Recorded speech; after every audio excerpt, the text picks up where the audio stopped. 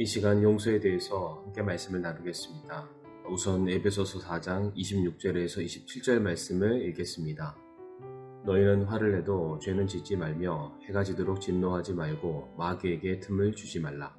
구원받은 성도는 무엇보다 죄에 대해서 민감하게 반응해야 합니다. 죄를 지었다면 회개하기를 주저하지 않아야 합니다.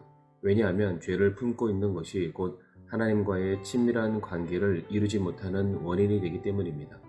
그래서 우리는 자신이 범한 잘못에 대해서는 그것을 하나님께서 기뻐하지 않으심을 알기에 신속히 자신의 죄를 인정하고 회개를 합니다.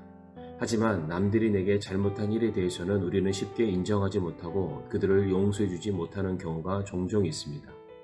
만약 누군가 우리에게 상처를 주고 분노케 하였다고 우리가 가정해 볼 때에 상대방에 대해서 용서하지 않으셨습니까? 설령 잘못은 상대방이 한 것이지만 그를 향해 정죄하고 증오하며 미워하는 그 마음을 품은 채 하루하루의 시간을 계속해서 지내고 계십니까? 만약 그렇다면 우리는 매일같이 죄를 회개하지 않고 인정하지 않는 죄를 짓고 있는 것과 다름이 없습니다. 과장된 해석일 수 있지만 상대방이 나에게 한번 실수로 저지른 그 잘못 때문에 그를 용서하지 못하는 마음이 일주일이 지나고 한 달이 지나고 수개월이 지나고 있다면 상대방은 고작 하루만 나에게 잘못을 저지른 것이지만 나는 수십일을 수개월을 날마다 용서치 못하는 죄를 짓고 있는 것이다 라고 말할 수도 있습니다.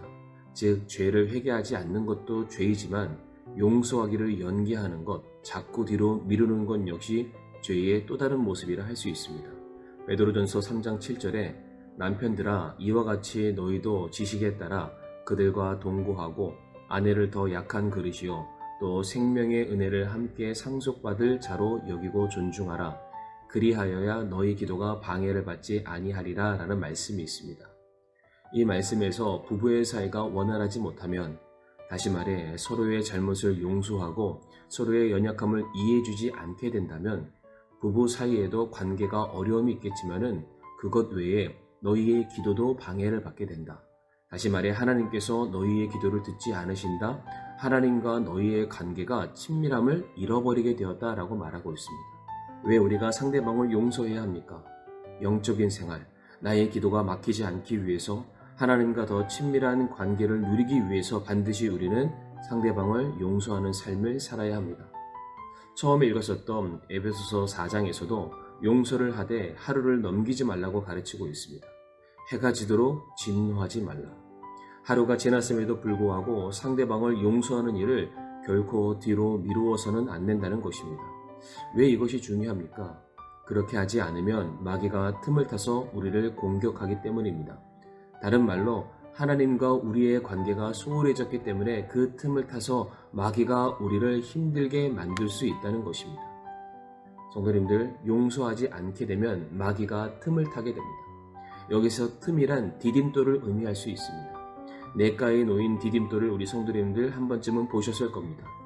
그 디딤돌이 있기 때문에 우리는 쉽게 건너지 못하는 시내도 한 걸음에 건널 수 있는 것처럼 용서하지 못하는 그 마음이 마귀 사탄으로 하여금 우리를 향해 뛰어오도록 기회를 내어주게 되는 것입니다. 물론 화가 날 수 있습니다. 분을 품을 수 있습니다. 정말 용서하기 힘든 죄를 상대방이 우리에게 지을 수도 있습니다. 그러나 성경은 우리에게 말하기를 상대방을 용서하되 하루를 넘기지 말라라고 말씀하십니다. 어떤 이유에서도 우리가 용서하지 않는다면 첫 번째로 용서하라는 하나님의 말씀에 우리가 불순종하는 죄를 짓게 됩니다. 그리고 두 번째로 어떠한 일에 잘잘못을 따지는 심판자의 역할을 우리 스스로가 자처하게 되는 것인데 이것은 공의의 하나님, 심판의 하나님의 영역을 침범하는 또한 엄연한 죄를 짓게 되는 것입니다. 그리고 세 번째로 하나님의 놀라우신 용서를 체험한 우리가 다른 형제, 다른 사람들의 허물을 용서하지 않는다는 것은 곧 하나님의 은혜를 무시하는 또 다른 죄를 짓게 되는 것입니다. 이처럼 다른 이들과 해결되지 못한 관계, 용서하지 못하는 일로 말미암아 우리가 주님과의 관계가 멀어지게 되는 것이고 주님께로부터 받게 될 은혜를 누리지 못하게 된다면 성도님들 그것보다 더 손해보는 일은 없을 것입니다.